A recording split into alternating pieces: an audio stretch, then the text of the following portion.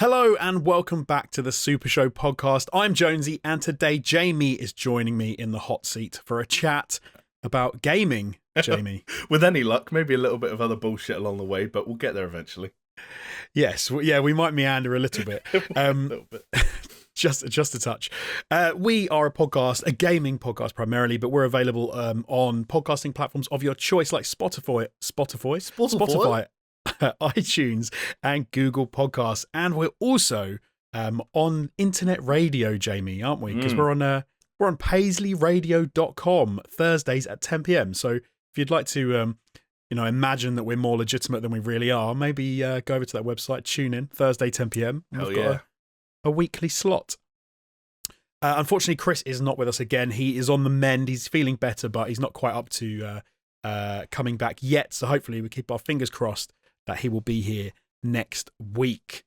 Yes. But, Jamie, before we delve into some sort of things that we should, I've got an interesting story for you. Do you now? Talk about first. Okay. I do. It's gaming adjacent, so it's not that bad. Yes. It's close by. Do you know what? I think this is better than gaming adjacent. I think you're doing yourself a disservice there.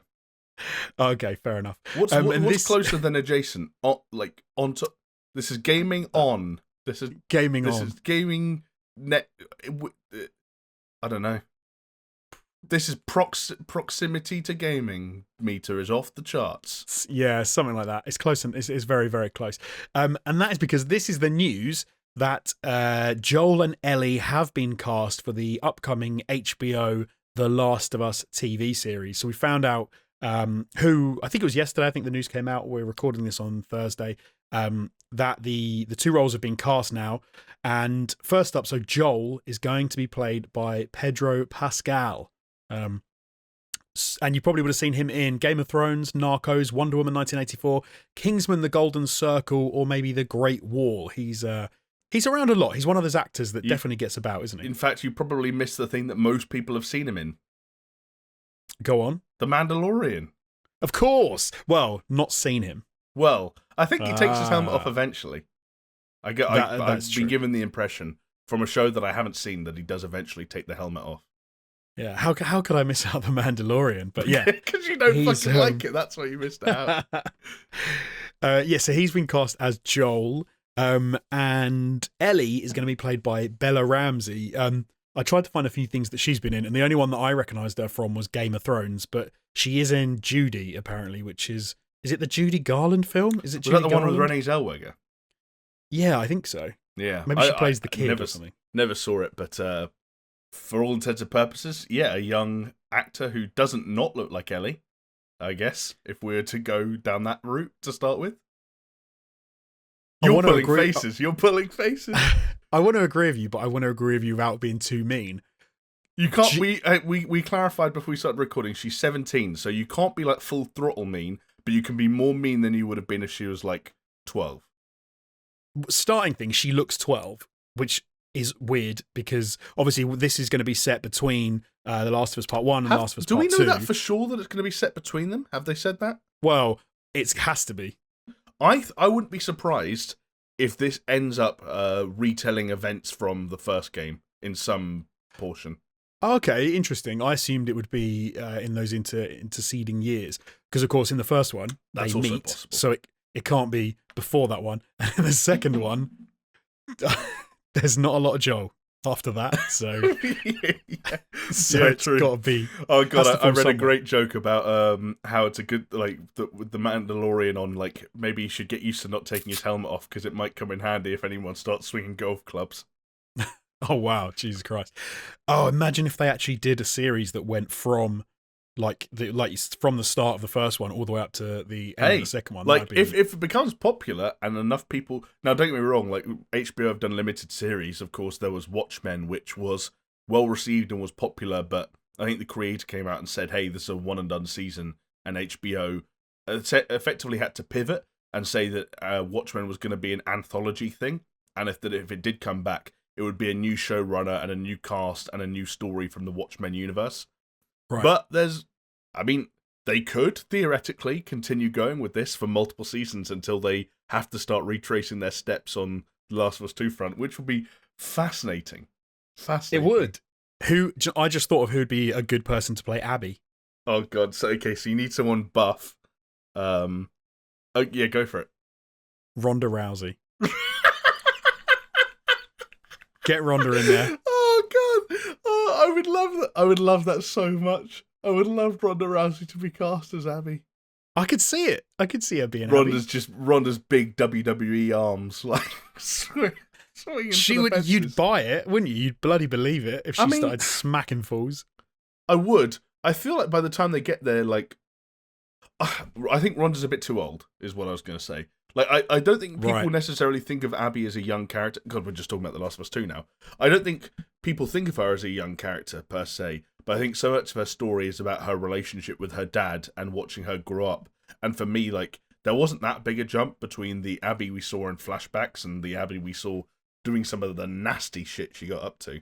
So I'd probably go younger, but maybe I'm wrong. I want to say it's supposed to be like 7 years. Is it about that? And and you're right. She's a teenage girl in the in the flashback. So I think you're right. I think Rousey might be a little bit on the the old side. Do you know what, they could just get one of those CrossFit 20-year-olds who definitely aren't on steroids to come and be in the to play the role, couldn't you? Yeah. Super buff. True. Super buff girl. Although, we're joking about the casting of Abby. Like, one thing that this does do is this suggests that, like, obviously, if you're casting Joel and Ellie, you're making a TV series that we presume is going to be as much about those two as is about the world, and it's going to be interesting to see who they cast as other roles, because there are other significant characters that branch between the two games, and Tommy's an interesting one that comes to mind. Joel's brother plays a fairly big role in both games. Be interesting to see, like, if that's another high-profile casting, and who else they get on board for this bad boy. Yes, no, it definitely will be interesting to see. I can imagine that if it could go the dark way of just going down the toilet as it goes on, and they start to hire really dodgy people to play the characters, and it starts to get weirder and weirder, and you're like, this is not The Last of Us anymore. This has gone a really strange sort of path. But hey, let's get into some dicey territory. Yes, let's do it. Let's do it. Because whenever we talk about adaptations or we talk about sequels or anything like that, when it comes to film, TV, anything, it does get it sort of gets everyone kicking off online, because it's who gets cast for it, whether people like them or not, and how that all kind of plays out. What is your initial reactions to Pedro Pascal playing Joel? You thinking good casting? My first reaction to it is that I think it's a solid casting, and I'm glad that we have our feet beneath us on this project, so to speak, and that we can move on. Do I have some, like, initial concerns going into it? Yeah, somewhat. One concern that I have around both of these actors, Bella Ramsey and Pedro Pascal, for example, is that neither of them are American. And so then you get the obvious question of, like, okay, accents can be a bit dicey. A distracting accent can be enough to take you out of a movie or a TV show. Maybe it's a bit unfair at this stage in the process to start looking too deep into that, but that's something that you could flag. But otherwise, like, I think he could do a fine job as Joel. I just wish I'd seen him in more stuff. I haven't seen The Mandalorian. I didn't watch Game of Thrones. I didn't watch Wonder Woman or Kingsman or any of those films. So Pedro Pascal was one of these things where I saw the casting, thought, I know that man, but I've never seen him work before. Same with Bella Ramsey. And so at the moment, it's just kind of optimism that between HBO and between, you know, Craig Mazin and Neil Druckmann and all the other people involved, like, they make a good show.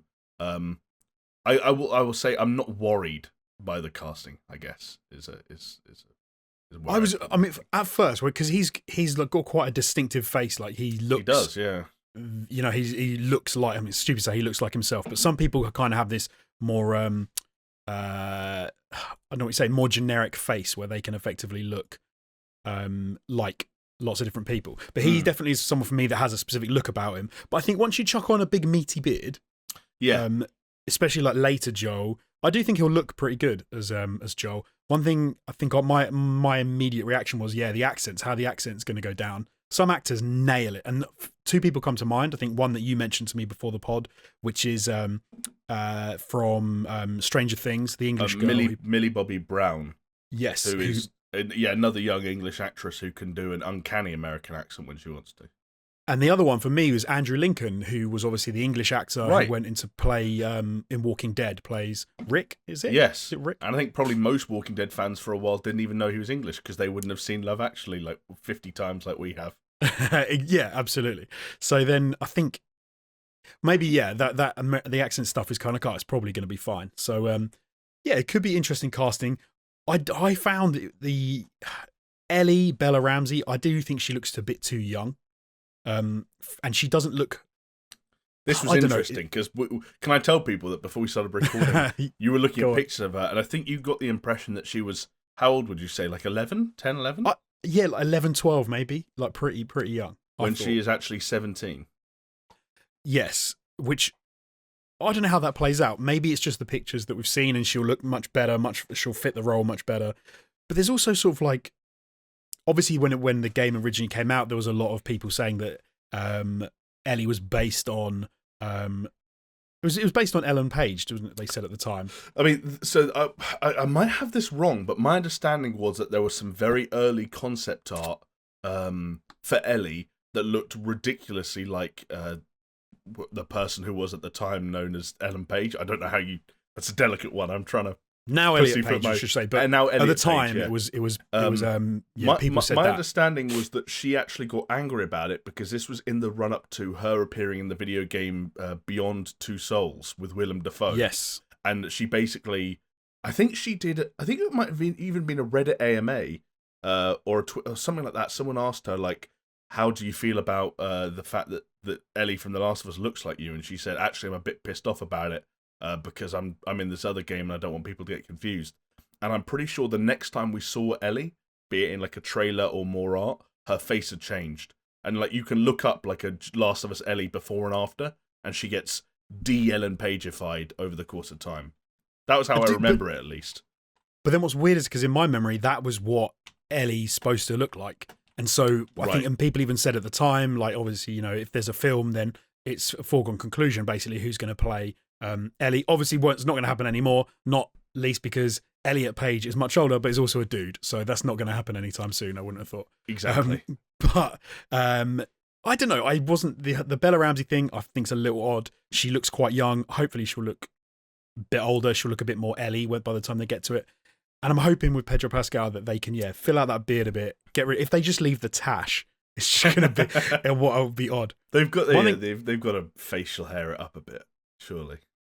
Yes, yeah. But then it got a bit interesting yesterday because you were telling me that there was some controversy because they'd had actually, or some websites had kind of semi-confirmed that Mahershala Ali was going to play Joel.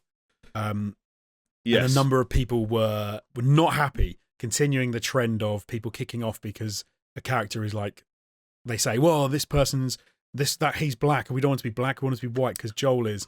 And, you know, getting back to that whole conversation about should character be the same race as should an actor be the same race as a character, does it even matter, etc, etc, etc.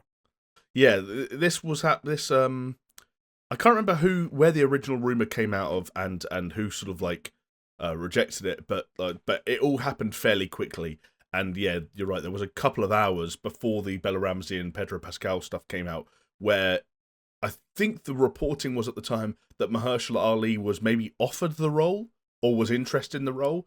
And for all intents and purposes, I believe that was true, but obviously didn't prove to be what ultimately happened.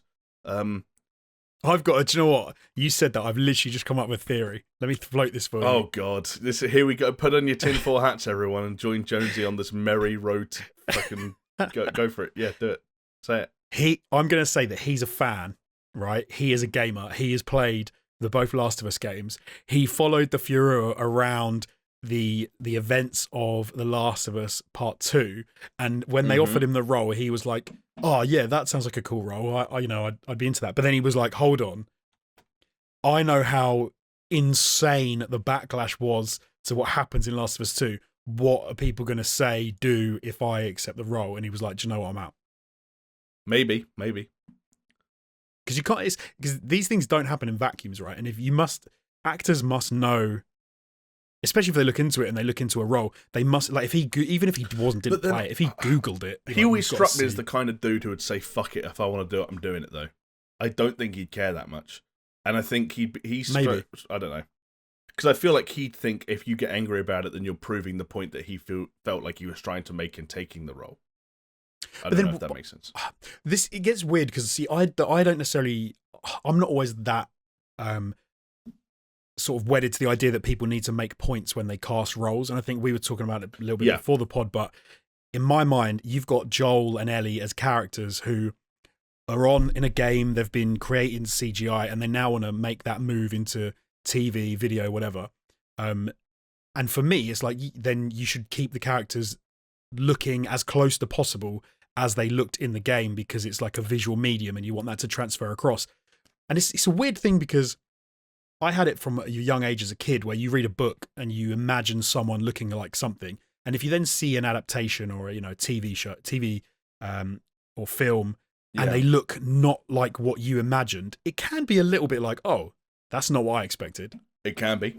It definitely can be. But you also get people where it is ludicrous and it just doesn't matter, and people get so butthurt.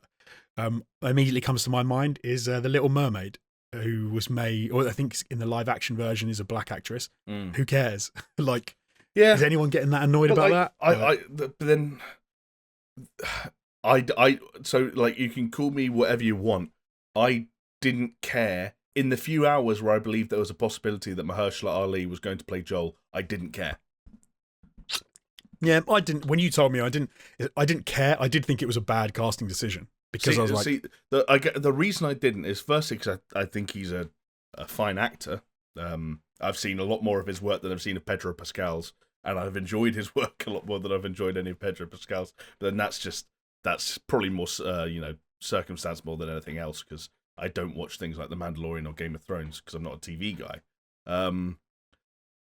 But I think we were getting somewhat into this before we started recording. For me, one of the interesting things about The Last of Us, when you go back and look at the games, for better or for worse, is then they're games that don't really deal with race at all. no. Let's be real. Like the majority of the primary cast in both games are white. They introduce some non-white characters in The Last of Us Part 2 in fairly major roles. Lev and Yara come to mind, for example. But still, like, there's a lot of white people in those games, and as such, like, it's a game that never really deals with race. It's a game that never really deals with like racial prejudice or racial tension or anything like that. Or even the where racism is at, for want of a better way of putting it, in their sort of depiction of the future. Lots of characters from different races interact with one another, and there's never really an undertone of racism, unless I'm forgetting like major scenes or plot points. I don't think there's ever really and so basically, I think you're right. I think it's more, they almost do a clever thing of not looking at that, but then they divide people up into tribal groups that do have real problems with each other, but they almost explicitly make sure that it is not a racial thing or a gendered thing. You're right. It's almost explicit. You're right, in the degree to which they avoid that issue. And I think there was one thing that came to my mind when Mahershala Ali's name was circling, which is that if they end up using that as not an excuse, sounds like a strange word, but like as a means to shoehorn in racial issues to a source material that, in my opinion, made for rightly or wrongly, made the decision to avoid it, then that would be a little bit strange. Then that would be, them changing Joel's character and what Joel was about and what Joel stands for, and the world of The Last of Us 2, for the sake of, whatever you want to call it, like maybe a political message, maybe whatever it would be. But in terms of Joel as a character, because Joel is so much about his history in terms of his life prior to the pandemic, his relationship with Sarah, and some of the scenes we see in the sort of the prologue to the first film, and the emotional journey he goes through with Ellie. Like, there's nothing about Joel's character that required him to be white for me. Like, there's nothing about the journey he goes on, the relationships he makes along the way, the decisions he makes along the way. There's nothing about the story of The Last of Us, if you were directly adapting it, that required Joel to be white. And that's why I wasn't bothered. I was like, this is just a good actor playing a good character. I think it was one of those roles where you might be, I think I probably would have said, like, had I not known, let's say, and I turned on episode 1, I think I probably would have said, oh, that's an interesting casting decision, and after about 5 minutes would have forgotten, and then would have been like, if he nailed the role, and then be like, oh, this is really good. Yeah. Like it's usually a very brief thing when you say, oh, that's interesting why they've decided to go in a certain direction, because then you know it's because often you think about, oh, I wonder why they chose a certain actor. What's funny about him is I can imagine him playing that role because it is like a quiet, considered, like there's gravitas to it, and that's a role that I think Mahershala Ali would probably nail because he's got all of those elements. Yeah. What's interesting to me about the role is Pedro Pascal, less so for me on that front. Everything I've seen him in, like Game of Thrones, I have seen Kingsman, I've seen The Great Wall. He seems to be a much more loud, brash, energetic kind of actor, but maybe that's just the roles he's been cast in. So it is funny because I can't quite imagine how he will do being that quiet, considered, like, you know, strong, stoic father figure. Yeah. Which is ironically, like, with a lot with none of the sort of like aggression that Joel occasionally brings to the games, but Mahershala Ali played a sort of a father figure in Moonlight, and like again under very different circumstances under which The Last of Us takes place, but it was like the dude's unreal. The dude's very, very talented. And it might have been, maybe it's like not, I don't know, but maybe it was below him in some sense. Maybe he saw it and considered it. The dude he was an Alita battle angel. Was he? Yeah, he was. We were just talking about that. Who was he in that? I can't even think who he was. I haven't seen the film. I just know he was in it, and I know he. He looks a little bit like Morpheus in it because I think he wears like sunglasses and stuff like that. I know who he was. He was he was like the head crime boss guy who was the one who was trying to get Alita, and he got taken over by an influential entrepreneur at the factory with criminal connections, who also serves as Nova's proxy. That was it. Nova, yeah. Edward Norton's plays Nova, and then Nova kind of takes him over and talks to him and says, "You're going to do this, you're going to do that." So he was kind of his on the ground lackey, if you like. So yeah, I do remember him actually. Now you say it. There you go. I don't. Yeah, because the thing the place you need to end up with Joel, and it's like spoilers for the end of The Last of Us, is we need to be in that car driving away from the hospital that the Fireflies operated, knowing that we've just seen this man slaughter waves of people, including the surgeons who had the capabilities to potentially find a cure for the virus that threatens all of mankind. We need to know that the man we're looking at has just killed those surgeons, is now driving away from the scene of the crime, and is going to lie to the person in question, to his daughter figure, about what he's just done for the sake of maintaining their relationship for another however many years until The Last of Us 2, when everything goes tits up. And in spite of all of that, we still need to look at him and understand why he did it, what he's doing, why he did it, and kind of weirdly agree with him. And not think of him as the bad guy. And we do. Whoever's capable of that, bring him on. Pedro Pascal, Mahershala Ali, don't give a shit. Bring him on. You mean putting to one side the fact that Joel absolutely made the right decision, yeah? You mean that? Putting that to one side for now? God, I can't wait for that discussion to come back again. Hey, let's Joel take made, for what Joel made an incredibly selfish decision, and I think if you had been anywhere else for the previous however many hours that game lasts, and you were told about that story in isolation about a man whose journey it was to bring a 14-year-old girl across the United States of America to a hospital because her life would be sacrificed in the name of finding a cure for the virus that's threatening all of mankind, and he got her all the way there, changed his mind, got angry, killed everyone, including the surgeons capable of doing the operation, ran away with her, and lied to her about everything he'd done. You'd think that guy sounds like a bit of a dickhead. No, you are. Okay, yes, no, let's not get into because this. You wouldn't have seen anything that they've been through. You wouldn't know about Sarah. You wouldn't know about their journey. If you were told about that story in isolation, you'd think that guy's a piece of shit because he's killed millions of people for the sake of a relationship that's built on false pretenses to begin with. Nowadays, you would look back on that. If someone played that game now, they would look back and say, of course he wouldn't have just sacrificed her life, because we know absolutely based on COVID that as soon as you think you've cured something, it mutates and it just changes and then it's worse, and the cure would do nothing anyway. So if anything, Joel was ahead of his time and knew what he was doing. Look, I'll have you know that some vaccines do provide somewhat effective protection against some variants, and that some people are already tweaking their vaccines for another rollout in autumn. No, I'm joking. You heard it here. You heard it here first. Jamie is happy to kill kids as long as it means that you can get somewhat of a protection against maybe a virus. Would I kill? Okay, I'm not saying it's possible, but if you could put numbers on it, if you asked me if I'd save a million if I'd kill one 14-year-old girl to save a million more people, yeah. Nah, see, this is the problem. You've gone to absolutes, mate. You're like a Sith. You don't know that it would have worked. You don't know that the cure would have worked. That's why I'm saying I know we can't put numbers on it, but if we could. It's also not even millions because you've got millions of people. I'm making numbers out of I'm pulling numbers out my and your ass. Yeah, I know. Yeah, but I don't know. Oh, this is what people do to justify terrible actions. They use ludicrous. Justify terrible actions. We're talking about not blaming a guy who just slaughtered people with his own hands. He only did it because he didn't know they were going to kill Ellie, and then they were like, "Oh yeah, by the way, we have to kill her." Yeah, and he's like, "Oh great, yeah, I agreed to smuggle her across the country because because I spent the last decade being a criminal who smuggles things. So that was my job."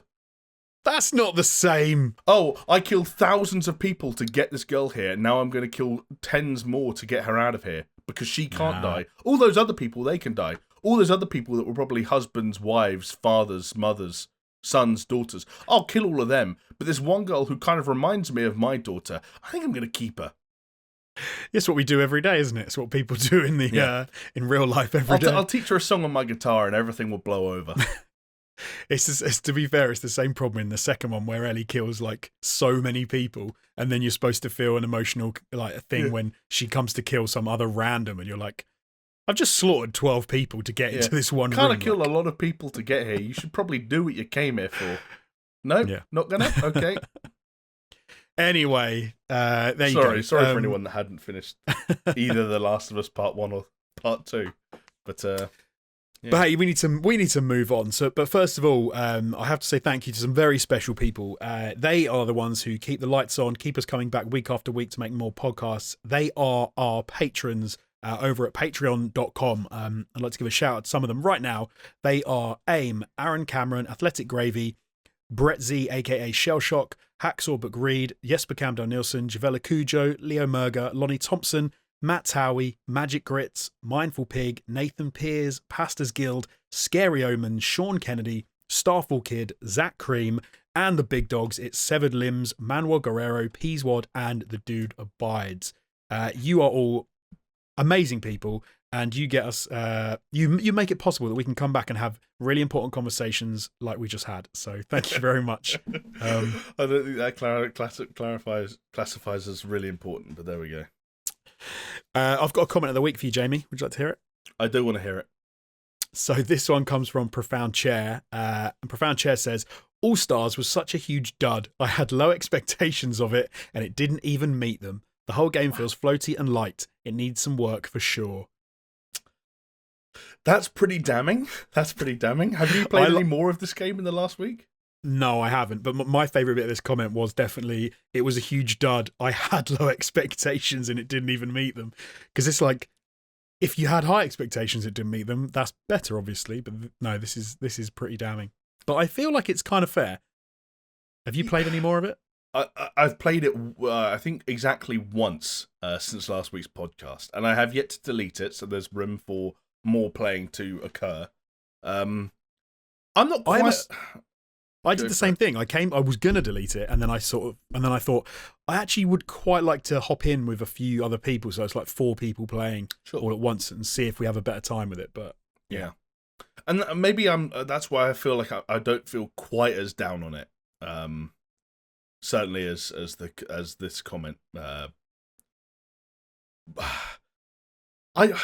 just feel like. With regards to the game feeling floaty and light, I didn't really feel that way. I thought the vehicle handling was fine, and I thought the impacts when you actually hit other people were solid enough. Like, I think the components of the game and how it feels as a Destruction Derby style title was solid. But if you want to talk about the game feeling like in terms of sort of like content and reasons to go back to it and reasons to keep queuing up and playing matches, then yeah, that's when I start to agree. I kind of came away from this game thinking I almost felt sorry for the developers because they had this idea. They didn't do much wrong, but they didn't do enough right. Does that make sense? Yeah, no, I know what you mean. It's almost like if you strive for mediocrity, then don't be too surprised when everyone thinks it's a bit meh. Like you can't just make things okay. You've got to make things really good, especially in this day and age where you can get games for free and there's like on the PlayStation Plus or Xbox Game Pass, there's always a new game to play, whether it's for free, whether it's a free download game. You are really battling uphill, I think, to keep people playing a game. Yes, and you can't just be good in some areas and like lacking in others. I think you really need to nail it in order to keep people coming back. Right. Especially, I don't think they did. No, especially like, there's a fascinating thing around free games, isn't there? Where I think some people think a game being free is such a huge head start because you can get millions of people in through the door, and not games that charge full price or any price for that matter will always struggle in that metric, and that's true.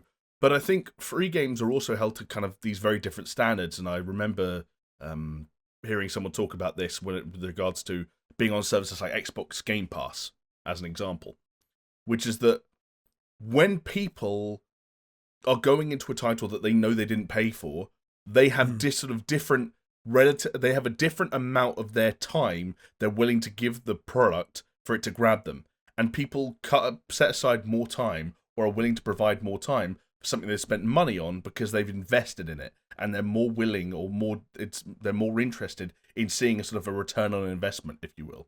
You spend £70 on a game, you go into it, and the first half an hour you think, this isn't working. You might give it, in fact, you almost definitely will give it another 1, 2, 3 hours because you spent that $70 and you think, I need to find what I spent my money on, especially for people who don't take games back or resell them and stuff like that. A free game doesn't grab you, you've lost no money, and you're far more likely to just drop it as soon as you need to drop it.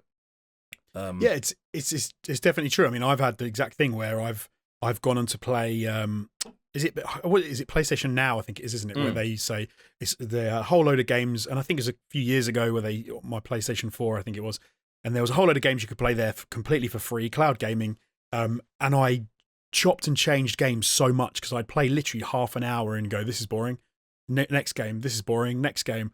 I think the only game in the end I ended up sticking with and playing all the way through was BioShock Infinite. I think it was the only one I played in its entirety. So I think you're absolutely right. You don't have that sort of time and money and mental investment. It all reminds me of a little bit is maybe I shouldn't say this. It's like gambling. Is when you have money down and you're invested. People often say, "Oh, why do people keep gambling when they're losing money?" And it's like because they've already lost money, so they have to pay to win it back, and they think they can pay to win it back. So it's like saying, "I've put 70 quid into a game. I have to play to win back the investment I've already made." Yeah. And so you have to stick with it for an amount of time that makes you feel comfortable with saying, wow, I got my money back. Because otherwise you'll say, oh, I've wasted 70 quid. Right, exactly. Which is not a great feeling. No, it's not a good feeling. Yeah, it's an interesting one, and it changes up the dynamic of like what a game has to do. And there's a great interview, I can't remember where it was now, annoyingly, otherwise I'd sort of be a bit more specific.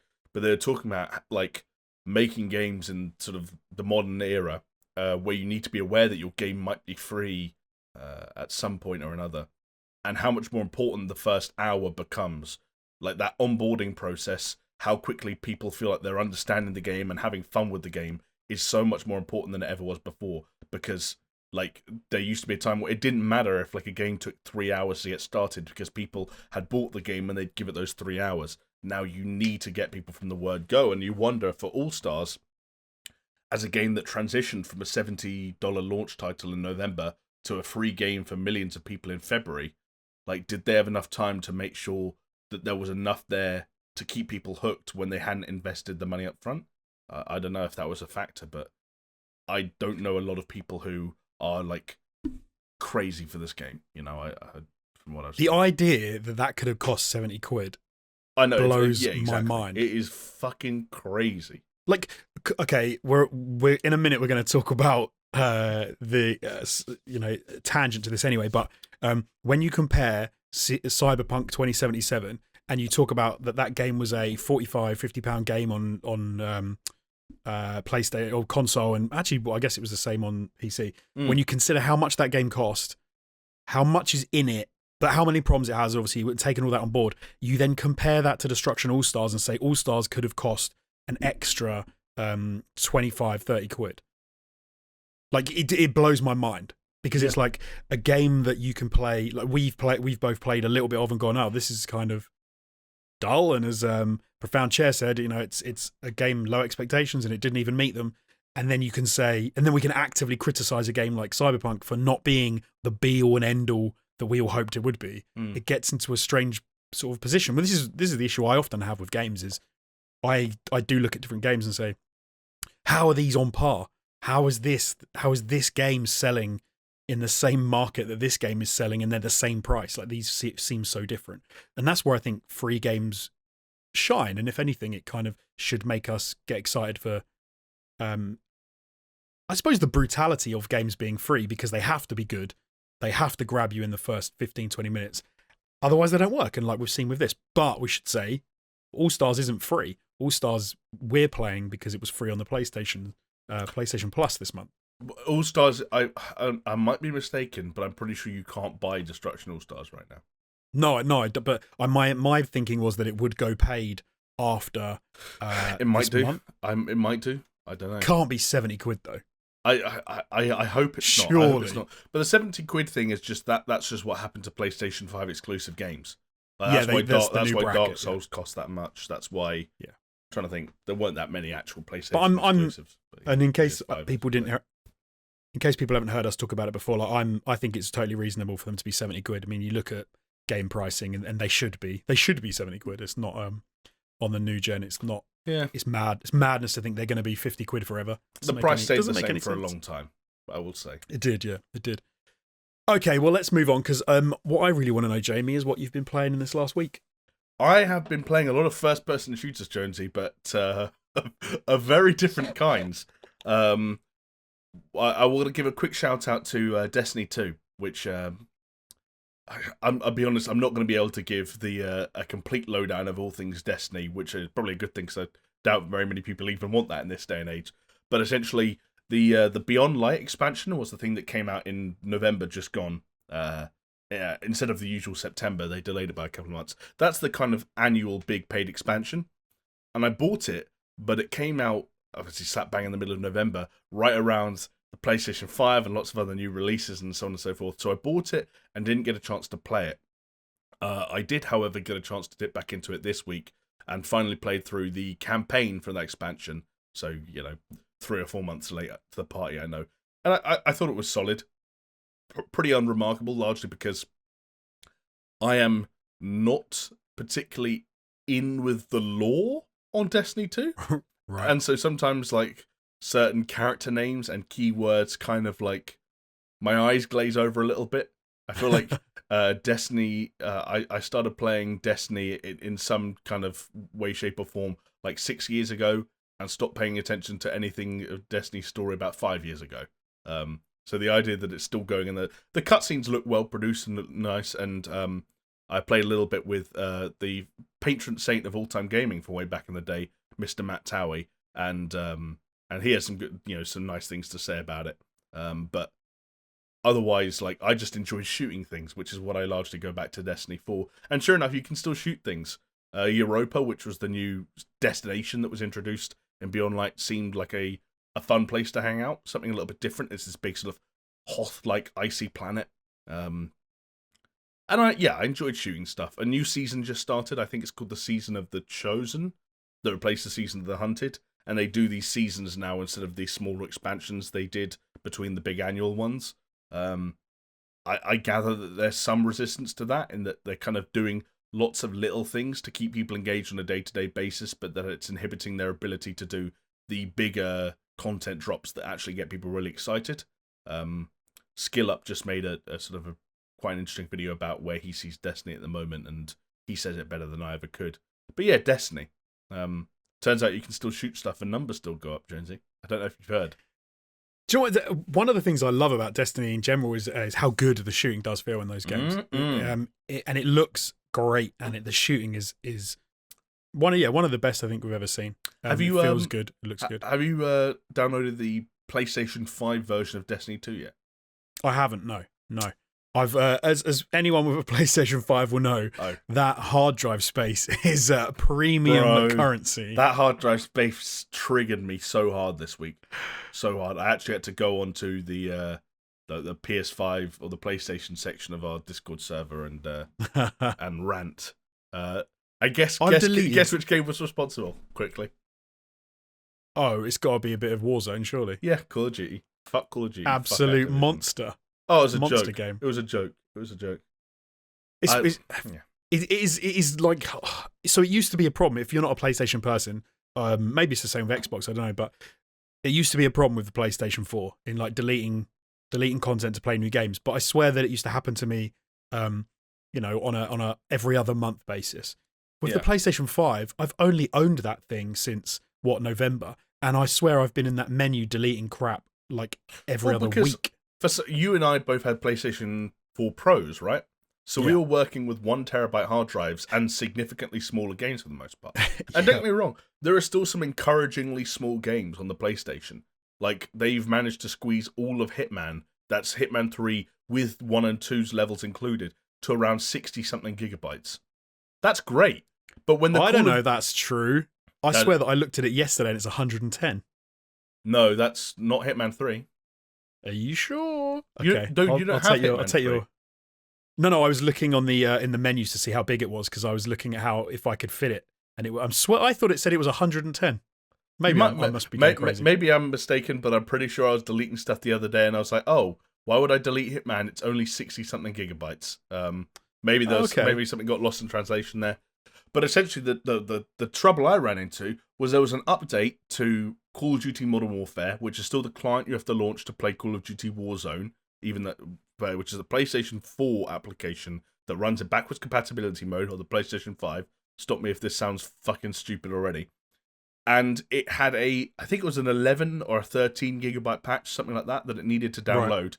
And the PlayStation 5 wanted me to clear over 100 gigabytes of free space to start the download of this update. And I couldn't figure out why for the life of me. And so I was looking at my thing and I was like, it wants me to delete like the equivalent of like a Rocket League or a Destruction All-Stars just to make space for this patch that's 1/10 of the size of what it requires.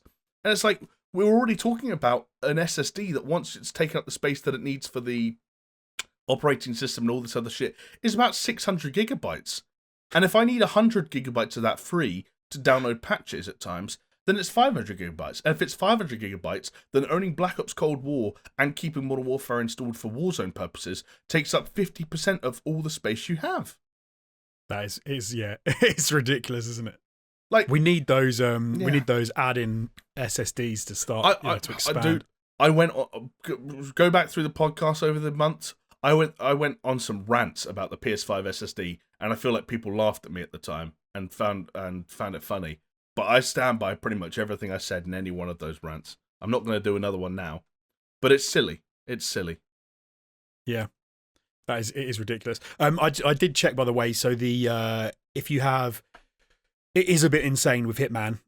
We can talk about it a little bit, but the way that you can do is add-ons. But if you have Hitman 3, including 2, and with the 1 add-on, it's 100 gig. So okay, fair enough. You've got a source in front of you, and I'm not going to question that source. But that is not true to my situation.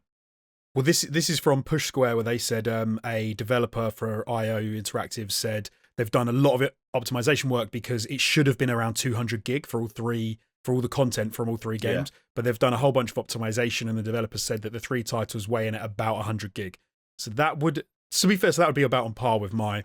I thought it was about 110, but no, maybe not. I'm pretty sure it's less for me. I can't be bothered to turn on my PlayStation on in the middle of the podcast. I'm damn tempted to. Well, we'll tweet about it. We'll check afterwards and we'll tweet about it. Because maybe, to be fair, maybe they've done some more optimization and it's not that. But that's not Hitman 3, I should say. That's Hitman 3 with Hitman 2 in it and the content from Hitman 1 is apparently but that's the weird thing is that, again, we're getting into the details here that people don't need to necessarily hear. I had Hitman 2 installed on my PS5 prior to Hitman 3's release because I wanted to play a little bit. And Hitman 2 did this weird thing where the locations from Hitman's 1 and 2 were separate pieces of content that were like installed on the console. So you could go and see like, oh, Legacy Level Paris was like an item in the installed contents under Hitman 2. Hitman 3 doesn't do that. When I go into my PlayStation 5's hard drive and look at the components that make up Hitman 3, it's Hitman 3, all the levels from Hitman 3, and then it's just an item called Hitman 2 Pass and an item called Hitman Pass, and those items are tiny. So somehow, like, the levels of... Unless it's just not surfacing the information in a way that makes sense.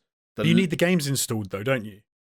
As in, you need Hitman 2 installed. I'm telling you that right now I've got a version of Hitman 3 installed that I can play Hitman 2 levels on. And all I've got is the passes and... Because I kept Hitman 2 installed for ages on my PlayStation 5, and I looked up, can I delete Hitman 2? And the response was like, yes, you can delete Hitman 2. So I did. Oh, okay, interesting. Yeah, we'll have to look into Hitman 2 with the Hitman 1 levels on it on my PS5 was like 120 gigs. Yeah, that's exactly. That's why that's why I think people thought the install for Hitman 3 with the other two was going to be insane. I think maybe they've done some voodoo black magic kind of shit to get it there. I don't know. It's dark storage. You can't see it. Yeah, exactly. It doesn't say it exists. Hide it from the PlayStation. Well, but what else you been playing? I was going to give a quick shout out to a game that nearly made it into the news section last week, and that's GoldenEye 007. It turned out that the N64 Classic, weirdly enough, was in the process of being remastered for Xbox 360, specifically the Xbox Live Arcade. I want to say, I might be mistaken, but I want to say it was actually Nintendo Project Red, who were the original developers of GoldenEye N64 and were bought by Microsoft sometime thereafter, after they stopped working with Nintendo. Still owned by Microsoft, which is why things like Sea of Thieves are still exclusive to those platforms. It ended up not coming out because it was a bit of a rights disaster, because obviously you had Rare, who were owned by Microsoft, but obviously GoldenEye 007 was originally released on the N64, but then also there's the rights holders to James Bond. There's the fact that EA, I think, had the exclusive rights to make James Bond games at the time. Pierce Brosnan's license, all this shit kind of like caused an absolute disastrous, like, hot panic. Shout out to Chris. And net result was that the game was basically finished but never released. So that news story went around last week, right? And I was like, oh, okay, that's cool, that's interesting. Then I'm on YouTube, and there's this guy I know, used to work at a games website that I followed, now streams a lot on Twitch, and he's streaming it. And I'm like, hang on a second, what do you mean he's streaming the remastered GoldenEye 007? And I was like, even if like it leaked, surely it's like illegal or something like that. And it turns out, I don't know how or why, but it turns out nothing about this project and it leaking was like illegal. And it's up, and the ROM or the ISO on it is on archive.org. Like, it's just like, it's like public history now. So you could just go and download it. And I was looking it up online. It was like, yeah, there's a Xbox 360 emulator called Xenia or Xenia or something like that. Xenia. And you can just download this game from archive.org. And it was almost finished. And so it just plays fine. So you're playing a remastered version of GoldenEye 007 on your PC.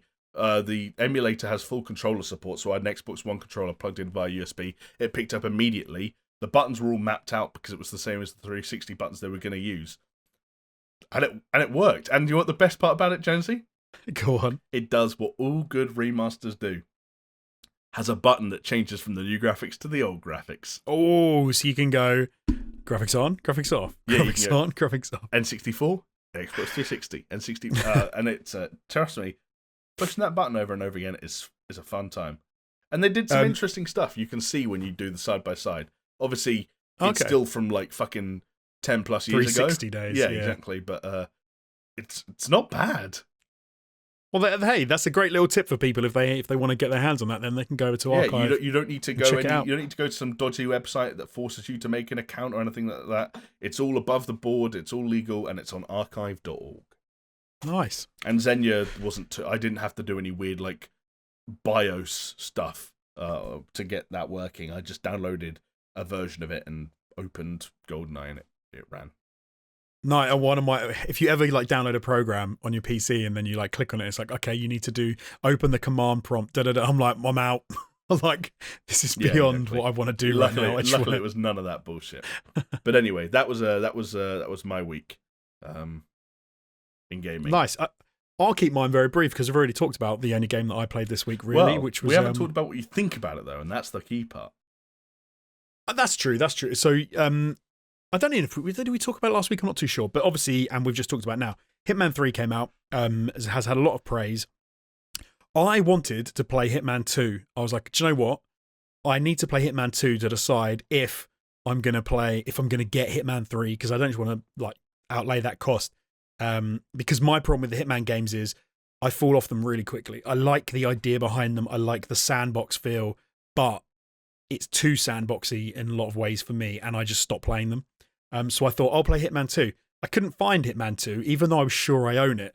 And Jamie, you've even told me that I must own it because we got it given it at the same time, which was at the Hitman 2 launch event. Technically, yes. It might have gone AWOL since then. You never know. I think you're right. I think I've got it. I just couldn't find it. But so I actually decided to install Hitman 1 because I do own the digital version Hitman 1. So I put that on. And then all confused myself with what game I actually had. I was like, did I put Hitman 1 or Hitman 2? And I was playing Hitman 1. I think I even tweeted about playing Hitman 2 and then was like, I haven't got 2, I've got 1. Like, Jesus Christ. But I wanted a fix and I didn't finish 1 because I fell off it as well. Right. Surprise, surprise. But actually, do you know what? Going back into it this time, I had a much better time with it than I've ever had. Good.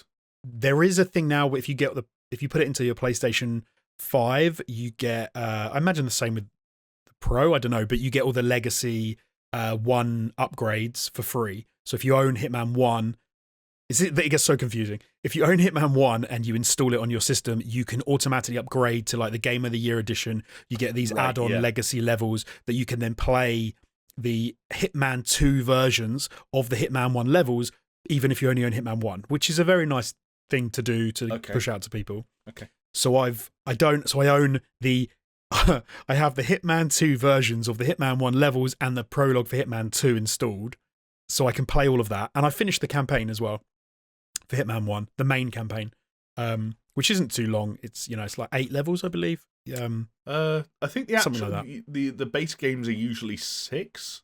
Is it 6? And then they add a couple as DLC. So, and then I've played. I'm trying to remember because one is. It's Paris, Sapienza. Then it's like Bangkok. No, there's one before then. It's like Marrakesh or Morocco. Oh, Marrakesh, yeah. Bangkok, Colorado, Hokkaido. Yes, and then it's Hokkaido. Hokkaido's the last one, yeah. Yeah. And then you get the I can't remember what it's called. You get a whole nother campaign, like a bonus campaign. Patient as well. Zero, the one. Patient Zero, which is such a good idea. Like I didn't realize they'd done that, but looking into it, they reused the locations from the first levels, but they rejig stuff, and it's a really good idea because you play the hotel level in Bangkok again, but they've redone the whole thing so that now it's not about the musician and the I can't remember what the other guy even does, the music producer guy. It's now about a cult who are staying in the hotel and are doing a religious retreat, and I was like, this is such a cool idea.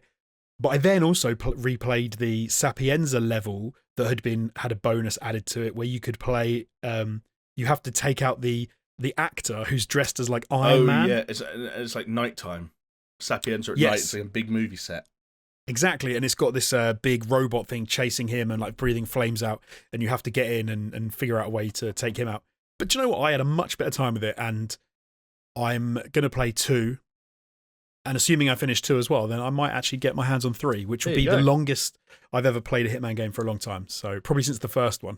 So yeah. They're good games, and I think if you can find like things that you enjoy about the first one, whether it's like following the opportunities on the mission stories and kind of seeing that stuff through, or just exploring those levels, and then fundamentally, like you can get the same enjoyment out of Hitman 2 and Hitman 3. And the good thing is that there are some very good levels. Waiting for you in those games. That's one thing they've consistently done, is I think when you get all 3 together, some great stages to go back and have fun on.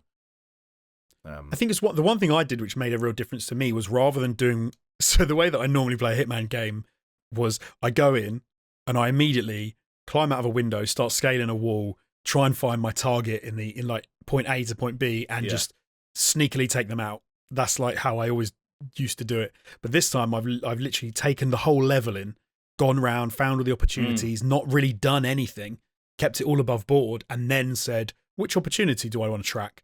Yeah. And it's meant that I've had a much better time because I can then pick and choose. So, for example, when I did the Sapienza at night thing, I did the opportunity where you open the jaws of the big robot thing, and then you increase the pressure on the jump pad so that when he jumps on it, he gets launched into this like huge mauling metal mouth, and he just gets ground up. And I think in the Hokkaido, Hokkaido, I poisoned the woman with like the sushi, and then she just like dies in the middle of the room, and it's weird because it gives a lot more. It's a lot more interesting. Yeah. And Colorado was my favorite map by far, where you've got 5 targets. That was my least favorite map. I took everyone out in a really cool way, which is why I think I liked it so much. Like I used the ram to take out 2 people. I shoved this woman into a pit, a slurry pit. Isn't there one that's like a car crusher or something like that? So that's the ram. You can drop the car. You can drop the car onto one of the people. I didn't do that one actually. Yeah, you can mess with the controls in the garage and drop a car on someone. But I thought it was cool because it was 5 targets, and you get to get that payoff of following opportunities and taking people out. You get like all of it in one quick go. It was like person to person to person to person.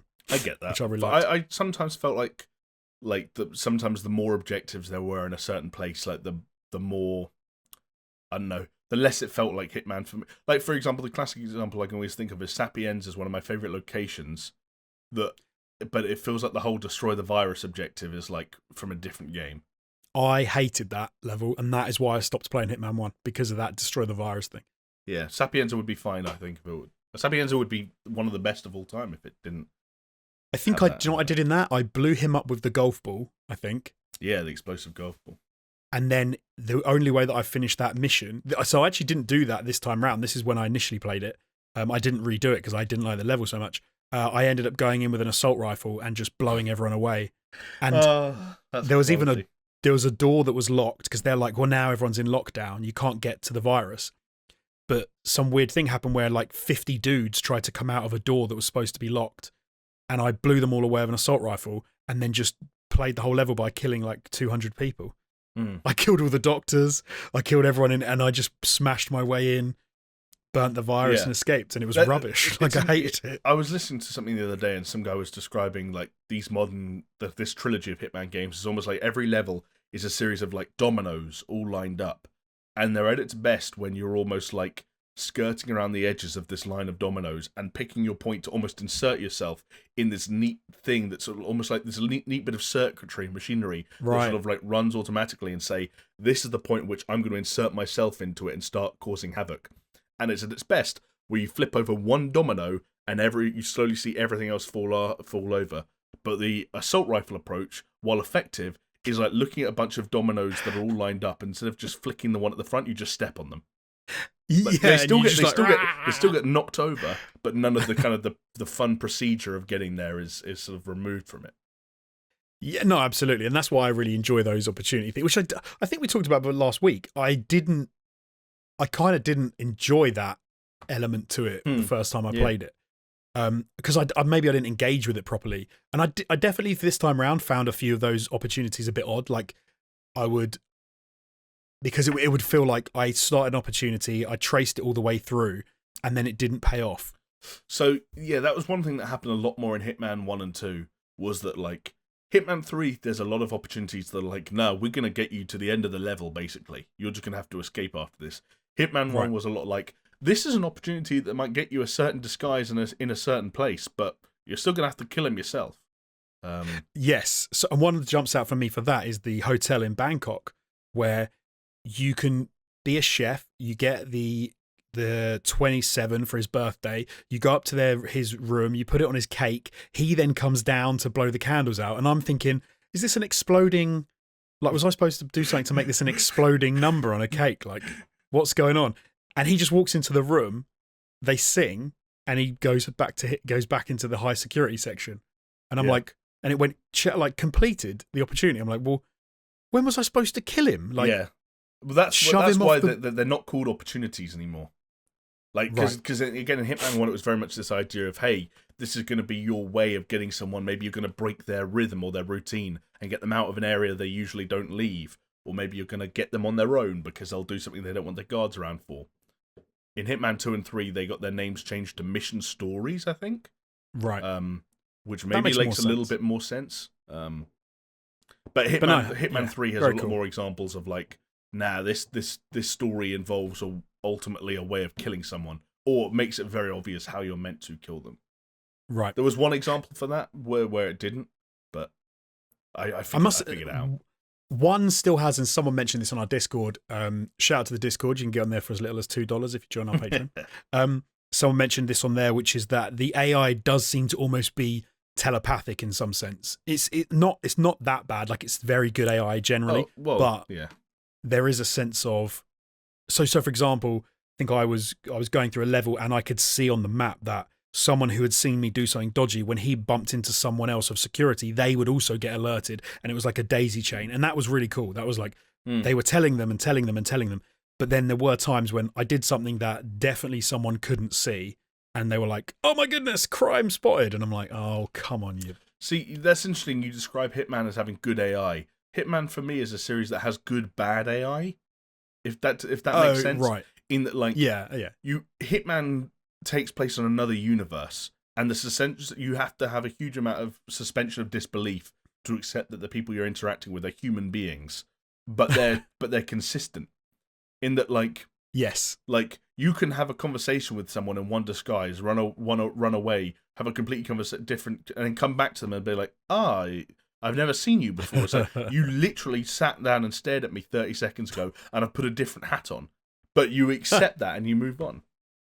No, you're definitely right in that it's good bad AI, because it's AI almost it's just on a route. Like, they've got things to do and they do it, and they go round and round and round and round, which means that you, like you said, it's the dominoes. They're the dominoes that you can push, and unless you push them, they just kind of redo it, and so that you know that you've got an opportunity to insert yourself. And that's kind of how it needs to happen, I suppose. Yeah. But there is definitely some dodginess involved when stuff goes down that gets a bit strange. Oh yeah, and you learn how to manipulate them, and you learn how they work, and you learn, like, hey, this is a world in which every single person on planet Earth, no matter how important they are, will stop whatever they were doing if they hear a coin drop within 20 feet of them. Like, yeah. You know. Although I did that in front of someone to see how dumb it was. I just threw the coin away from me. They just stare at you. They're like, what the fuck is this guy doing? And he went, hey man, pick up your trash. Which I thought was quite good. Although there isn't much that's more fun than slamming a can into the side of someone's head to silently knock them out. The throwing shit is so good. So good. It is very cool. There's not enough blood. I found this. I killed someone with an axe. Jesus, Jonesy. I threw an axe in someone's face right next to someone else, then stole their clothes and was annoyed that the person was fine. I needed like some blood and some. You can maybe we'll start working on a mod, a dismemberment mod. And also, you should have it that you can't wear clothes that you've got blood all over. There was. I don't know if it's still in the game, but there was a difficulty where that was a thing. Like, the highest difficulty was like, hey, if you shot someone or if you killed someone in a way that they would bleed, you wouldn't be able to wear their disguise. Yes, you're right. I remember actually seeing that now. I'm trying to think, because there was one other thing that really made me laugh when I was playing it, which was oh no, I can't remember what it was. What I was going to mention. No, it doesn't matter. There you go. Gone. It's gone. It's left. Can't have been that important. But yeah, I'm going to crack on with those and try and hey, maybe by Christmas I'll finish up that trilogy. Maybe 10 months ago. But let's move on. Let's talk about some news. Okay. Jamie, it is a roller coaster at the moment for CD Projekt, and this week has been another down. Yes, for them. So yeah, for people that haven't heard, just as if you couldn't imagine if this story was going to get any more interesting, and if the roller coaster that was CD Projekt was going to get any more rickety, they were hacked, successfully hacked. Well, successful to the hackers, I guess. They effectively had one of their servers that had a lot of company information, game information was hacked, and all the information was stolen, and it was also encrypted so that they couldn't access it themselves. And they had a note left by the hackers basically saying, look, if you don't give us $1 million, we're going to release all the source code for Cyberpunk 2077, The Witcher 3, Gwent, and an unreleased version of The Witcher 3, which people are suggesting is of course, a next-gen version of The Witcher 3. They also stole company documentation, so I guess about employees and investor information and all sorts of other PR stuff. Not PR, what you call it? Human resources stuff, HR stuff, which has got to have some pretty juicy information in, I think, given how bad CD Projekt have had it at the moment. Yeah. Especially if there are like internal emails and things all logged onto there, and, you know, like notes about things that have gone on, and or like just accounting stuff, or like the information, the personal information of employees and former employees. It's a deep and dark rabbit hole. It really is. They've said that no customer information was on the server, and so they're pretty safe from that perspective.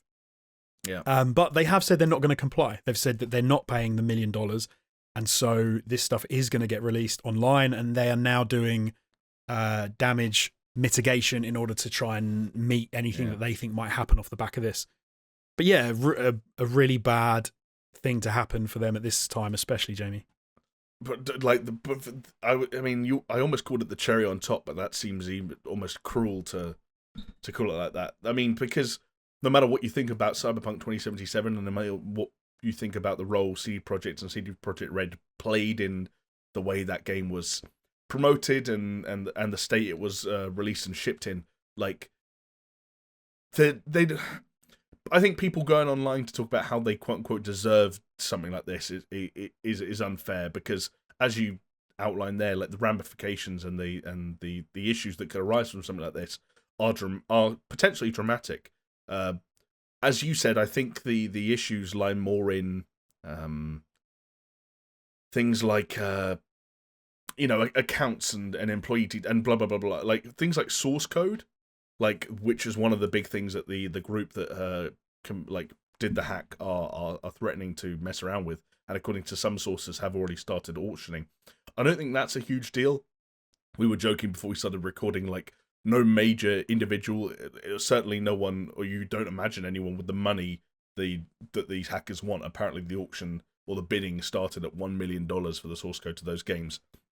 Which millionaire benefits from having the source code to, like, The Witcher 3 or Cyberpunk 2077 when you can't do anything with it legally? As soon as CD Projekt Red have reason to believe that their source code has been reused in another project, then they just sue the people behind that project. Like, it's kind of like a non-starter. Also, like, not to be a dick, but who's going to look at Cyberpunk 2077 and go, I'd love to get my hands on that epic source code? And like, I was listening to another podcast and they made some good points that sometimes source code has stuff in it that you don't want to get out, like source code relating to things that were cut for various reasons. You could, of course, go back to GTA San Andreas, where, like, the source code still had mention of it still had the hot coffee stuff in it, and at the time people were able to extract that stuff out of the game, and it caused big problems for Rockstar. All the way down to the fact that, hey, sometimes people, like engineers, programmers, or whoever it is, they leave comments in source code that are not meant to be read by the general public.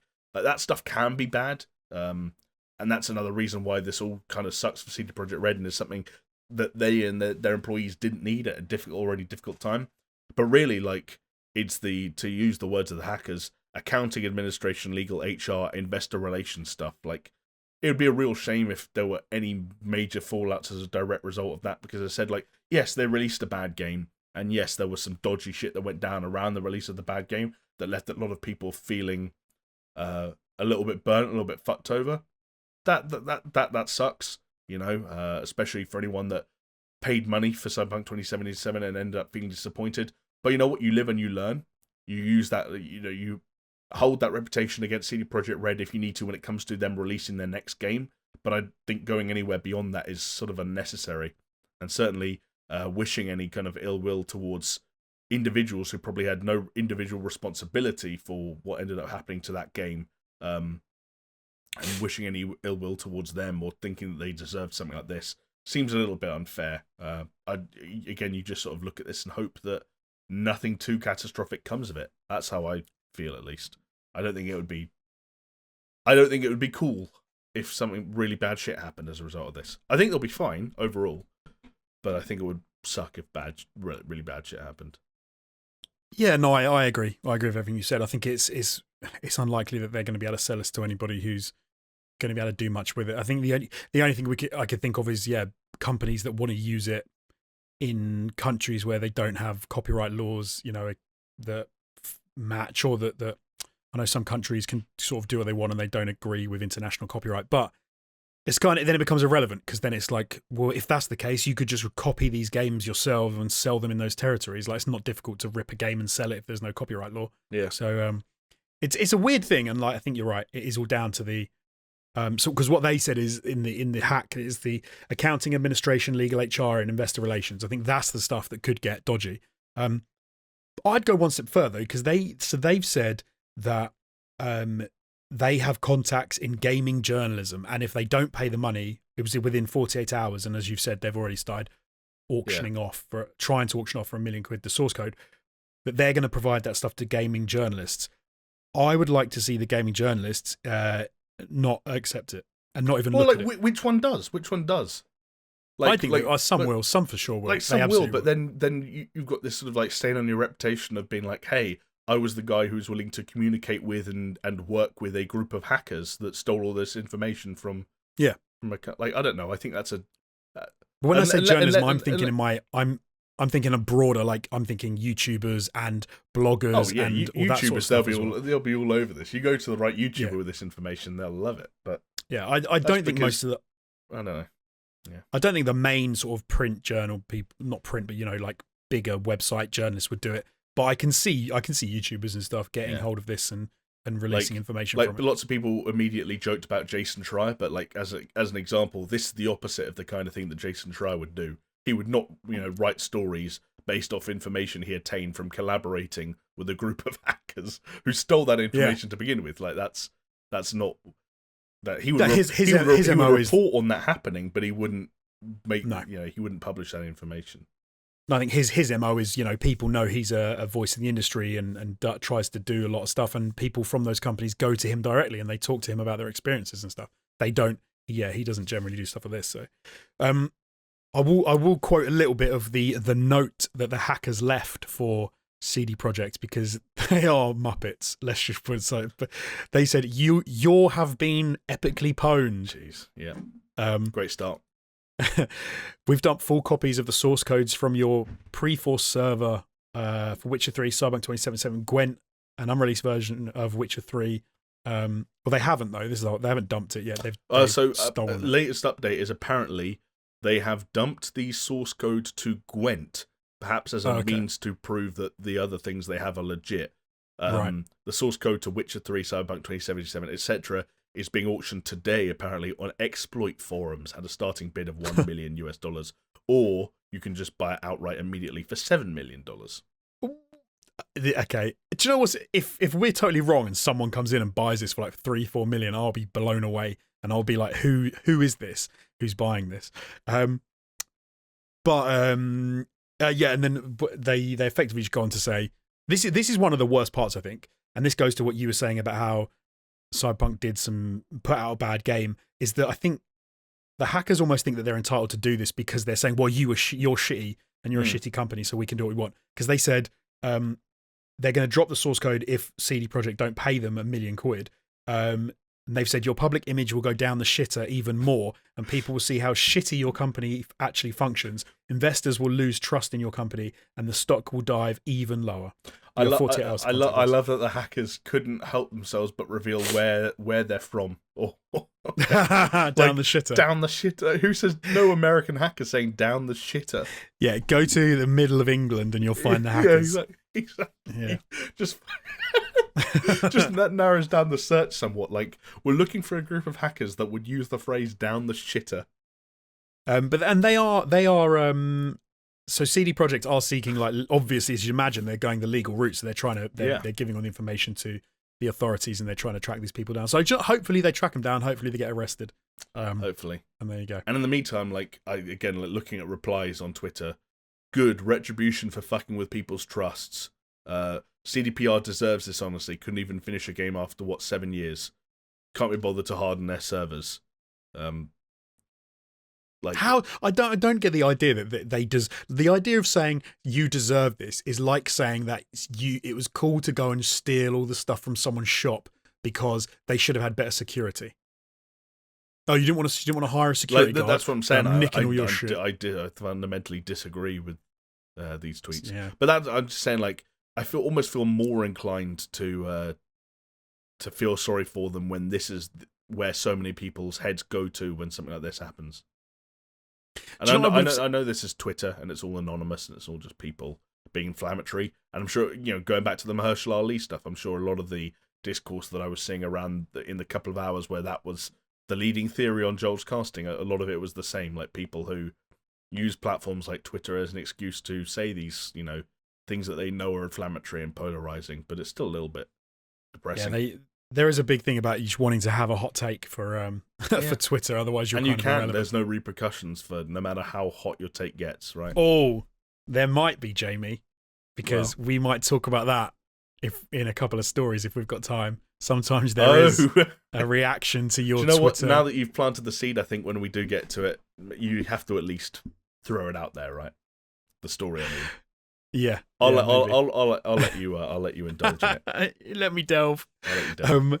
But first, we need to talk about a report that says the ESA, who are the guys who put on E3, are focusing on a 3-day all-digital E3 event for 2021.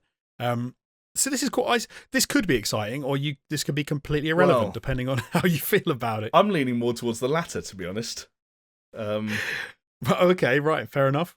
Well, so here's I guess the breakdown for anyone wondering is obviously E3 was didn't even happen last year. They cancelled the physical event because of the coronavirus, but there were also lots of rumours around E3 at the time suggesting that they were maybe having some trouble getting their shit together and figuring out what exactly E3 was once it was open to the public and so on and so forth, and not really the insider trade event that it was historically speaking. It looks like they're trying to come back this year. They're acknowledging that a physical event probably isn't going to be possible. They're looking at a digital event in June. All makes sense so far. The issue is that, I just don't know, and you can step in and tell me how you think it works. I just don't know who this appeals to. Because what we saw last year was with Jeff Keighley's Summer Games Fest.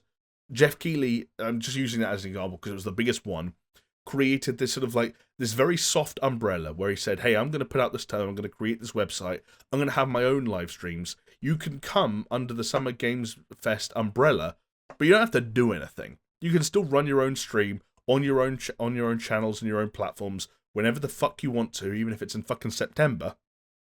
You can still do whatever you want and show whatever you want.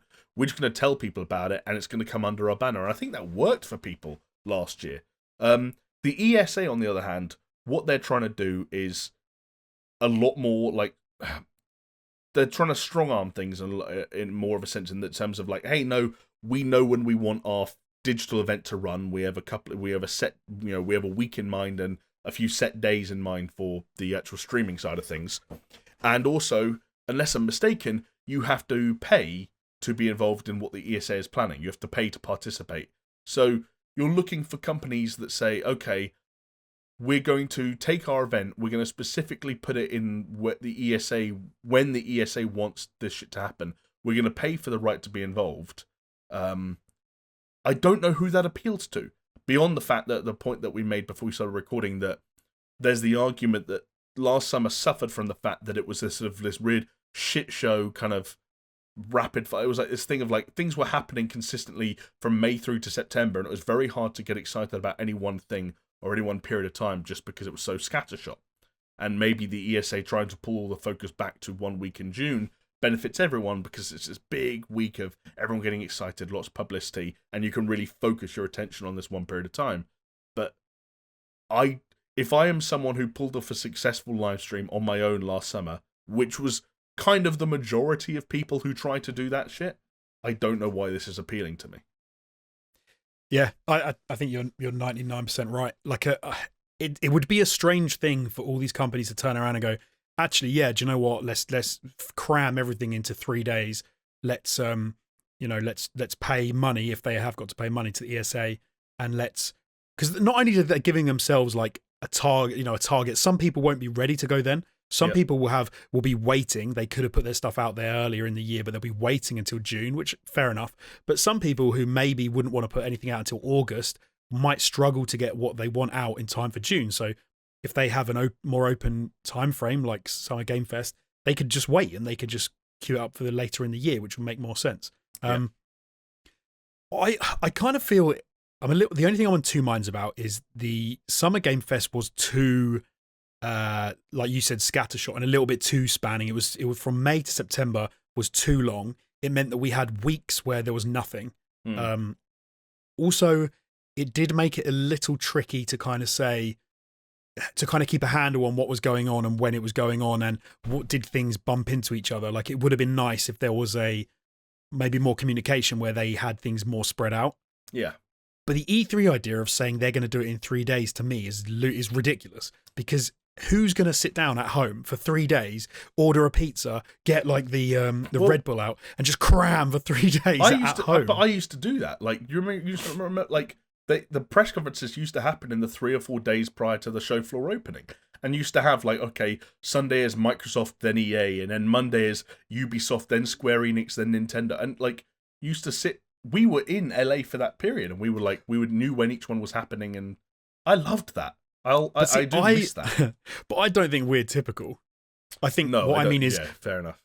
I think when you're looking at the audience, and when you're looking at the actual, not the trade people, not the people in the industry, not people like us who are trying to cover it, but when you try and look at the average person sitting at home who likes games, I think it's better for them to have it over, maybe like 3 weeks, maybe a month would be, if you could fit everything more spread out into that. Because I know the ESA have also said that they want to put out remote demos and things that people can download and play, which that is a great idea. Like that's something that would be brilliant if you could bring some of that E3 into your home by saying, do you know what, right now there's a demo going live and here's the code for it. Yeah. And you need to watch in order to, like, a lot of these tricks that people use in order to, or there are giveaways, like if you spot this, if you spot that, if you go to a website that gets flashed up at this time, you can keep people engaged. Yeah. But I feel like the time frame is unrealistic. The time frame is unrealistic. I think the amount of people they can get involved, like there's even mention of an award show. I should say a lot of this came out of like VGC, the website, who were able to get access to the ESA's assumed plans. But like, do we need another award show? No. Like, no, we don't need to sit down in June and like see more. Like, and like the other thing is like the other stuff Gamescom will still happen in August. Jeff Keighley will still be a part of that. Jeff Keighley's confirmed that his Summer Games Fest is going to go ahead again. Jeff Grubb from VentureBeat has already confirmed he's spoken to one high-profile publisher who has confirmed their plans to do their own live streams again this summer. I just feel like everything's working against the ESA, and there was a lot more going on in E3 2020 than just the coronavirus when it came to people pulling out, people not wanting to be there, and the event kind of falling on its arse. And I can see why you'd want the E3 name to stick around and to hold some weight as like a digital thing, but I think they're going to struggle. I really do. Yeah. No, I completely agree. Like, I think the Games Fest, like, it could do with some polish, but for me, they're a lot closer to where you want to be than an E3 again. Yeah. It has to have that. It has to be a physical place for you to go to. In my mind, before they talk about bringing it back, which in effectively exactly the same form, but just making it digital, that seems like a strange move to me. Yeah. And for what it's worth, like according to, again, some people who have friends in high places, let's say, apparently one of the things that like people like Jeff Keighley and certain publishers did acknowledge about what didn't work last year was that it was too spread out and scattershot, and that Jeff Keighley, for example, I believe has said that Summer Games Fest will last 1 month this year. There you go. They've nailed it. It's taken them 1 year. If that's accurate, but don't get me wrong, there's still a lot that comes into that. Like, will Sony, Microsoft, Nintendo, Ubisoft, EA, and whoever else wants to get a live stream, will they all sit down and be like, yes, we're going to do it in June, or yes, we're going to do it in July? I don't know, but Can we say 1 month we plus get... or minus 2 weeks? So sure, they're yeah, allowed exactly, sure. 2 weeks after, 2 weeks before. Because if they did that, that would effectively be 2 months. Yeah. And I think that would be. But if you had like one show 2 weeks before, then you had nothing for a week, then you had two things, then you had Games Fest for a month, and then you petered out at the end. I think that would be fine. Yeah, the closer we get to this all like feeling like nothing's going to feel like E3 week ever again, in my opinion. But the closer we get to something like that, I'm happier. But I just don't think the ESA has the right outlook for it. Game changer. The ESA do a deal with Fortnite, and there is a physical E3 in Fortnite that you can go in and walk around. You'll and just play games. Just bring back the metaverse discussion. I'm hoping it comes. I mean, if Epic ended up doing some crazy thing where like you could immediately load from Fortnite into any other game that runs in Unreal Engine, and we're able to get actual demos for games in Fortnite that you could just jump into, then maybe we're talking. You're in Fortnite waiting behind a booth for someone else to finish playing so that you can go and play. Yeah. Ironically, Epic did do a live stream last summer. Do you remember? They were one of the first ones in maybe May, June. They did the Unreal Engine 5 showcase. Which was one of the first things we ever saw running in real time on a PlayStation 5. So Epic, funny you mentioned them, they are a company who last year were willing to do their own stream in and around that time frame. I wonder if they'll do so again this year. But it's interesting to see how it all turns out. I liked Game Fest. I'm on board for a bit more Jeff Keighley Game Fest this year, and hopefully, like you said, if they're going to do it more over a month, a bit more reasonable, then you then get into a weird position where, because what if some people do agree to do E3 but loads don't, and then E3 happens in the middle of Game Fest? That might get a bit weird. Yeah, that I think there's a chance that happens. I honestly do. I think there's a chance that happens. I think the ESA still holds some weight. I think some people will still be up for this all digital E3 thing. Then you get into this weird stuff of, okay, like Jeff Keighley's Summer Games Fest at its worst was almost like a glorified calendar. So does he put E3 in the Summer Games Fest? And like, yeah, that's a good question. I don't know. That gets so weird if it. We could really get amongst the weeds. And hey, like this is what happens, right? Like the coronavirus threw a lot of things up in the air. Publishers are now realizing there are better, but whether regardless of better, certainly cheaper alternatives to, centralizing everything around LA in 1 week in the middle of June. This is going to keep developing, and I don't know if we're going to get closer towards something that resembles E3 or further away from it as the years roll by, but we'll find out. Although I feel like at this stage, I might be wrong, but it feels like Jeff Keighley swooped in there last year because there was some unclaimed territory in the gap that the ESA left behind, and now it feels like they're coming back in to try and retake their own territory. And I don't think Jeff Keighley's going to give up without a fight. And the value that Jeff Keighley brings to the table is that, hey, you don't have to pay Jeff Keighley any money. You don't have to change your plans. You don't have to change when you're going to stream or what you're going to show. He's just going to create this platform where he says, hey, check out the Summer Games Fest where all these things are happening within it. Whereas the ESA are a little bit like, hey, give us some money and we'll tell you when you're going live. Yeah. I don't know if that's the right. I don't know if that's the option. Yeah, it's going to be interesting to see how that unfolds. But Jane, we've definitely got time for one more story. We do have time, regrettably. I was hoping that we'd have hit like the fucking 3-hour mark by this point, so I could look you in the eye and say, Jonesy, we're not talking about it. But here we are, an hour and a half in, and with plenty of time to go.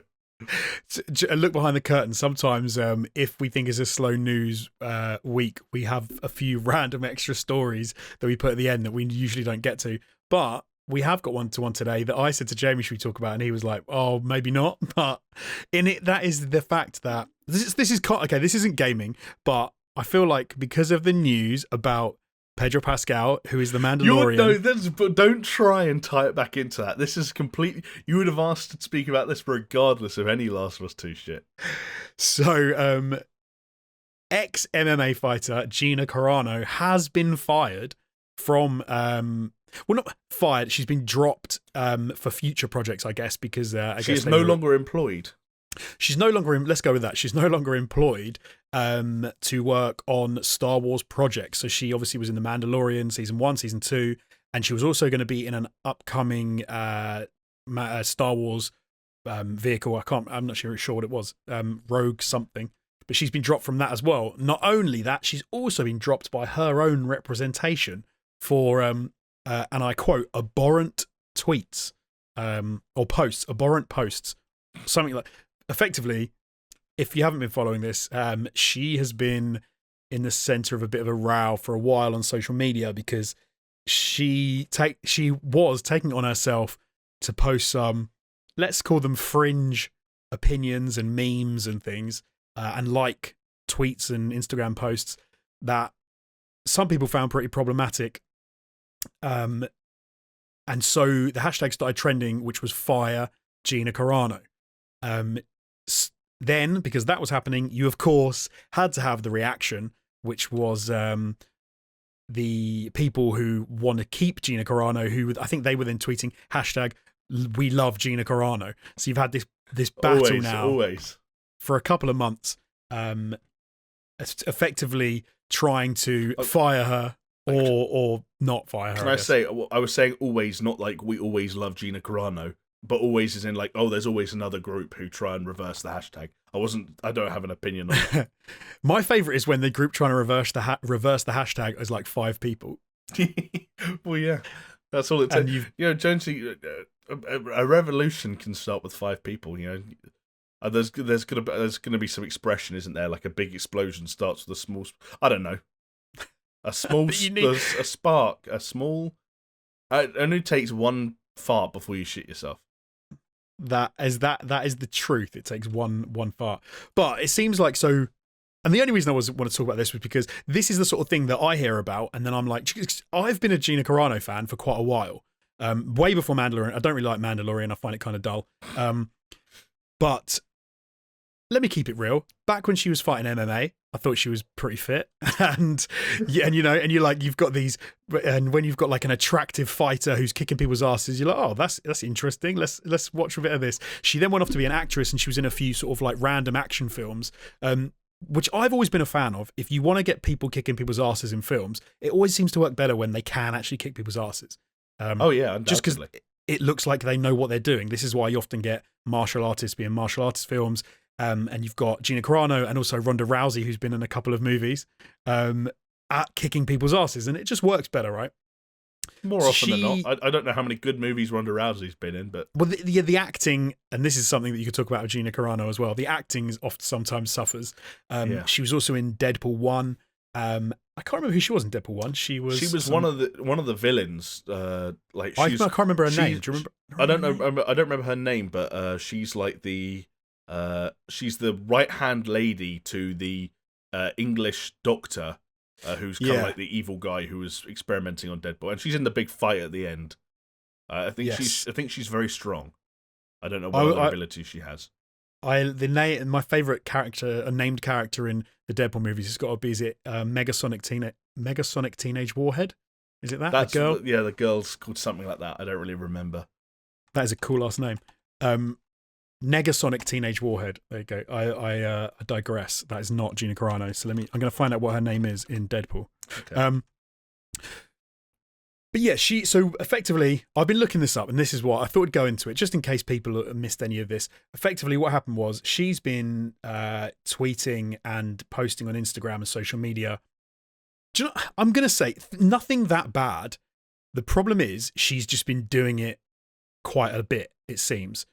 From what I can tell, so the most recent thing she did, which was like which people are saying is the most egregious, which is, to my mind, it is not anti-Semitic, but it is very butthurt, which effectively is she's saying that Republicans, she tweeted out a story, which was saying that the way that Jews were rounded up in the Holocaust was not by Nazis, but by their neighbors, because they were made to believe that the Jews were evil. And so the neighbors would sort of say, they live here. And their own neighbors would give them to the Nazis effectively. And I think what she was trying to say was that is what's happening with Republicans in the US. Now, to try and say that you are in that sort of situation as a Republican in the US is probably one of the most insane things I think I've ever heard. I don't live in the US. Maybe it's a lot worse than the news would have you believe. But that seems like a terrible idea to try and say that is how you feel as a Republican in America. Like that, yeah. I mean, there are loads of high-profile Republicans. There are a lot of conservative media. There's a lot of conservative talk shows. There are loads of YouTubers who are like that. I wouldn't say they're being rounded up just yet and forced into camps somehow. It's not comparable. But anyway, that was the most recent thing she did, which seems was the nail in the coffin. Before that, I think she's taken the piss out of people wearing masks. I think she's liked some sort of conspiracy theory stuff around COVID. And one of the things I think that got her flagged initially isn't there some transphobic stuff in there?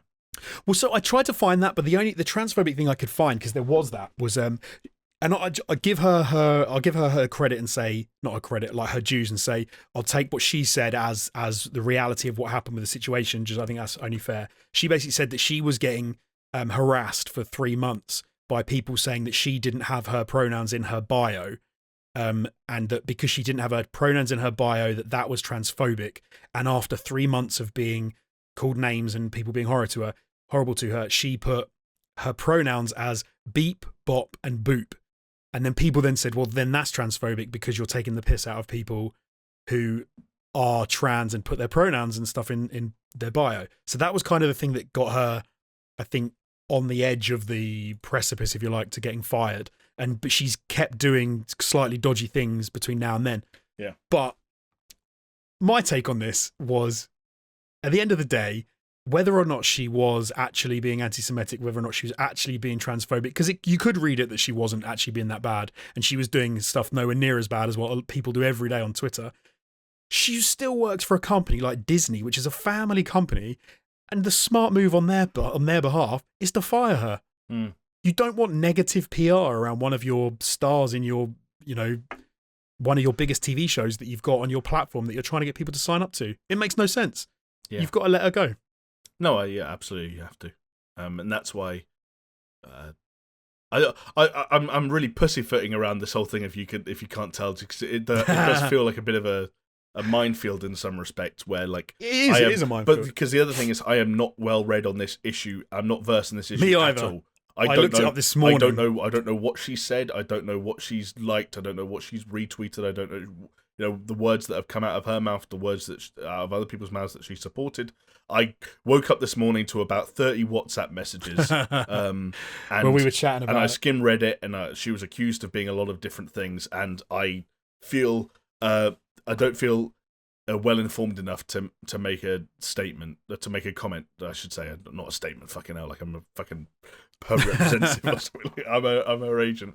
To make a comment, other than to say like the thing that you have mentioned, that you did mention about trying to in some way suggest that the plight of Republicans in America was some way comparable to the Jews in the Holocaust is a deplorable and disgusting comparison to make.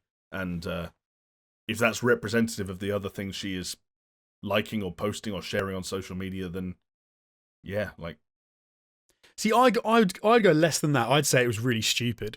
But, and I have a thing about this. Because I think I think that goes beyond stupidity. I really think that goes beyond stupidity. When it's the fucking Holocaust, it goes beyond stupidity. But then it's gotten weird, isn't it, with social media in general. In the last few years, it seems like everyone. I can't remember what the rule is online, but like Trump was called Hitler for a long time, and you're like, I don't think he was quite as bad as Hitler. He's not a great guy, but I think you've got a little bit of a way to go. And then you often have people online called Nazis and obviously famously fascists because of like Antifa and stuff like that. Yeah. So the terms like this are thrown around a hell of a lot. But then to say that to put. Because let's be honest, right? She's putting us. If she's saying I'm a conservative, I'm a Republican, and I feel like these people must have felt. You don't know what those people must have felt. Like you're being very, very stupid. But yeah, I think it's not surprising at all that she's been let go. Yeah. There must be more that she's shared. The only thing I was referencing there are the comments that have been flagged up by a number of news sites that people have said this is why she's been fired, is because of these tweets and these things. And when you read them all, I think they don't go anywhere near as far as people would have you believe. Do they go far enough for her to lose her job? Yeah, they go far enough for her to lose her job because, as we said, she's not like a social commentator. She's not a talk show host who's trying to bring people in and have like over the top views. She's an actress. And I think we even said before this, like, is it a surprise that someone who used to play Punchy Face, and that was her career, is not the most informed person, or is like from maybe a background which would make more likely be like a conservative one? I'm not surprised by that. That would fit with stereotypes that I would have. Like, you've got to imagine that she didn't come from the most sort of privileged of backgrounds and that. And people sometimes tend to be quite conservative if they're from. Yeah, sometimes they're really not as well. But. And there would be nothing wrong with if it was simple as her holding certain political views.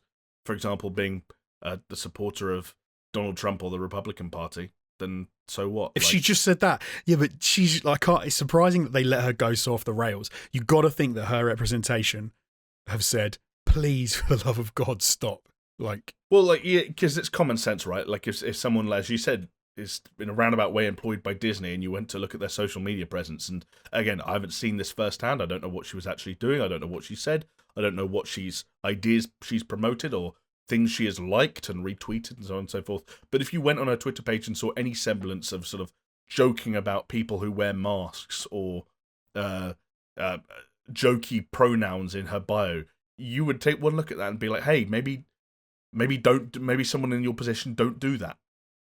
Yeah, like if you give them a chance. If you're going to spin out of this, create a Patreon and start being a YouTuber, more power to you. You're on the right track.